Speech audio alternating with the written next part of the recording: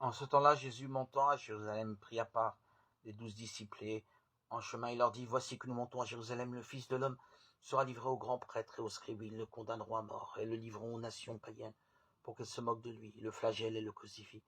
Le troisième jour, il ressuscitera. » Alors, la mère des fils de Zébédée s'approcha de Jésus avec ses fils Jacques et Jean, et elle se prosterna pour lui faire une demande. Jésus lui dit, « Que veux-tu » Elle répondit, « Ordonne que mes 2 fils, que voici, siègent l'un à ta droite et l'autre à ta gauche dans ton royaume. » Jésus répondit, « Vous ne savez pas ce que vous demandez. Pouvez-vous boire la coupe que je vais boire ?»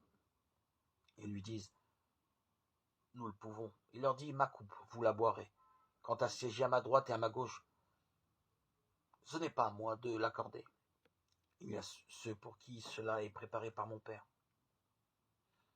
Les 10 autres qui avaient entendu s'indignèrent contre les 2 frères. Jésus les appela et dit, « Vous le savez, les chefs des nations les commandent en maître, et les grands font sentir leur pouvoir.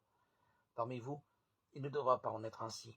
Celui qui veut devenir grand parmi vous sera votre serviteur, celui qui veut être parmi vous le premier sera votre esclave. Ainsi le Fils de l'homme n'est pas venu pour être servi, mais pour servir et donner sa vie en rançon pour la multitude. » Évangile de Jésus-Christ selon saint Matthieu, chapitre 20, 17-28. La vocation de chacun d'entre nous, c'est de servir le bien commun.